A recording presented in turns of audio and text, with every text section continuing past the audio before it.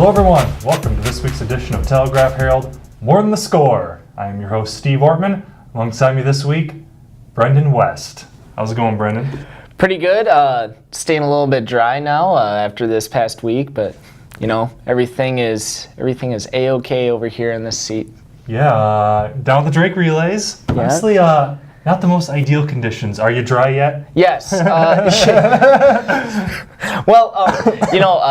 was definitely cold, definitely rainy. It was just a rough weekend, but I tell you what, that didn't stop us from getting some really exciting action down there at the Drake Stadium track. So, it was definitely a good week as far as that's concerned. Yeah, you look at area talent down there. One team that comes to mind, Western Dubuque, had a heck of a meet down there. Yes, they did. The Western Dubuque boys, they already had led the area qualifying in 10 different individuals for events, and so they were obviously coming into this track meet expecting some big things, and they got it. Their first 2 Drake relay champions ever, which is a heck of a thing considering that this is not the state meet. This is the best in Iowa, the best preps in Iowa paired up against each other regardless of class, big school, small school, and WD admittedly entered this meet with a little bit of a chip on their shoulder. On Friday, they entered the meet with the 2 top qualifying times in 2 different events, the 4x100 and 4x200, which are 2 of the most competitive events if you follow the sport close enough. On Friday, they won their first ever Drake title in the 4x200, and on Saturday, after posting the best preliminary time the day before, they won the 4x100 title. 2 very impressive things. All 4 runners, G. Bennett, Max Steffen, and Kenny and Brandon Beard, the twins, ran all 4 legs on both events, so it was a huge weekend for them. I caught up with Brandon Beard after the 4x100 win, and he was almost speechless. He puts it into perspective a little bit on what this means for that school. All right, Brandon, 2 days, 2 Drake championships. Take me through it. Take me through that experience in today's race. Well, for yesterday with the 4x2, it was really just getting focused with our team and everything, and we came in with the fastest time, and we just basically went out there and showed everyone what we got, and I just knew how fast the other anchors were too in the 4x2, so I knew I just had to go as fast as I can. And today with the 4x1, it was really special. We all had pretty smooth exchanges, and I just knew that Charlesville was the fastest guy in the state, so I knew he'd be coming. Yeah. Well, you guys set the mark in the prelims and everything. Mm-hmm. How much of a confidence boost was that? You had the fastest 4x1 time entering the meet. Yeah. Then you posted again in prelims. That's got to be huge for you guys. Just like knowing that this was possible. It was. We were really surprised with the other team's times. We thought they'd be sub 43, and I don't know what it was. I guess it was the weather that was bugging them, but we've been running this all year, so we just kind of went out and did our own thing. Our exchanges weren't that great in the prelims, but we were good to have a good seed for a 42-6 going into the finals. Mm-hmm. What do you think is the most special part of this? I know that you guys have been running together a long time. You were running with your twin brother. Mm-hmm. Anything else really special, really stick out about this today? Not too much. Just for me personally, just crossing the finish line, knowing that I'm a Drake champion. It's something that you can never take away from me, or it's something that you can't just imagine. You have to do it,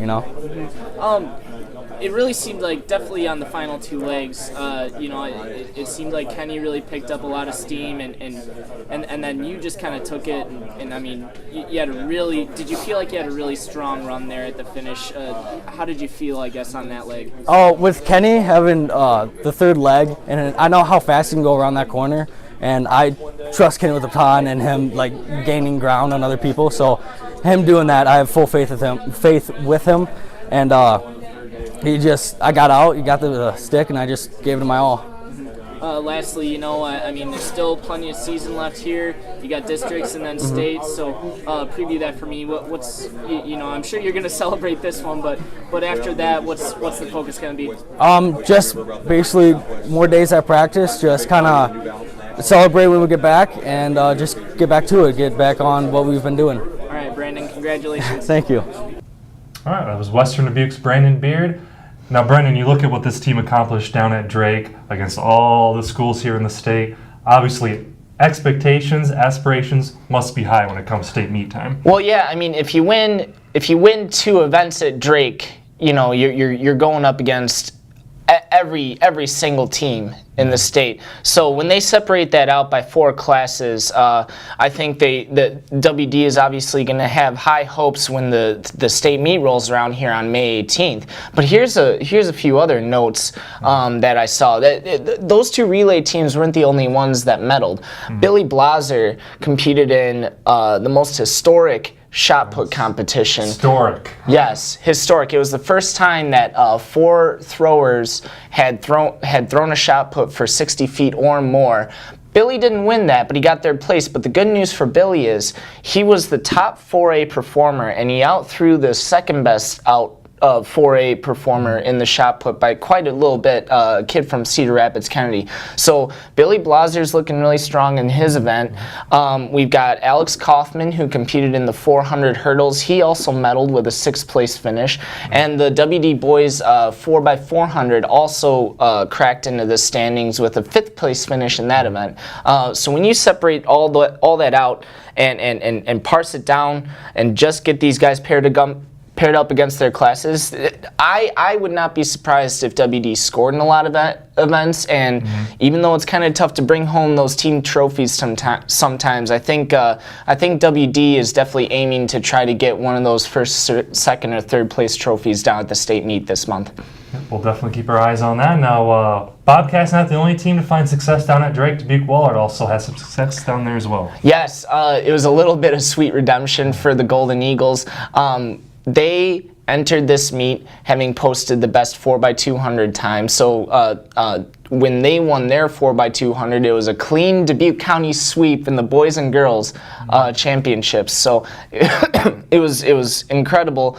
The way they went about getting theirs was, there's a little bit of drama involved entering this one. Last year, entering the girls' 3A state meet, Davenport Assumption beat Wahlert by a state record in the 4x200. Both of them broke the state record, but Davenport Assumption was just that much quicker. So the fact that these girls were able to come back, and this isn't the state meet, again, it's Drake, but in a way it's that much more impressive. The fact that these Wahlert girls were able to come back and get their own redemption, beating out Assumption for that 4x200 title, it was pretty satisfying. I caught up with Bailey Haskin, who was the anchor leg on that championship run for Wahlert, and here's a few things that she had to say. Bailey, you ran anchor leg on that one. How's it feel to sort of come out of that turn? I know that when you got the baton, you were kind of dead even with everybody. Yeah. But you come into that turn, there's nobody in front of you. It's just you and the finish line. Take me through those final moments of that run there. Well, as soon as Libby handed me the baton, I knew that it was really close. We had a really good chance at winning. And a lot of people don't get out as much at the beginning because they're scared they're gonna start dying or not make it fully at the end. So I figured I might as well get out as fast as I can and get an advantage at the beginning. So then at the end I can hold everyone else off. I don't know. You guys described running angry in this race. Why? What are you guys so mad at? Well, I feel anger really brings out all of our adrenaline, and I don't know, it just kind of hypes us up. And to see if someone else is in front of you, it just makes you mad, and you want to get them and bury them and kind of make them feel I don't know. These conditions, you guys obviously had to battle it and stay on top. What do you think was the key to that? I think just making sure it didn't get to our heads. It's cold, yeah, we can't do anything about it. Everyone's running in the cold weather, so just to make sure that we battle and keep fighting, even if it is cold out.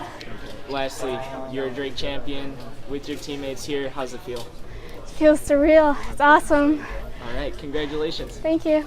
All right, that was Dubuque-Wahlert's Bailey Haskin there. Drake relays in the books, but next few weeks will be mighty interesting here as we lead towards the Iowa State meet, and we'll certainly have that all covered for you. Brenden does a great job. He'll be there as well, covering the state meet and the meets leading up to it. You can cover have that covered there at telegraphherald.com as well as in the print edition. Anything else to say? No, nothing. The one thing I am looking forward to, track fans will be really excited. The district meet, which involves Hempstead, Senior, and Western Dubuque for the boys and girls. This is the site where they're going to be qualifying for the state meet. That's actually taking place at Dalzell Field on May 11th, excuse me. So you guys will definitely want to be checking that out. I, of course, will be there, and we'll be well represented at that meet. Yep, make sure you check your schedule, see if you can make it to that one. All right, well, that's going to do it anyway for this week's edition of Telegraph Herald. More Than the Score. I am your host, Steve Ortman. He's Brenden West, and we'll see you next week.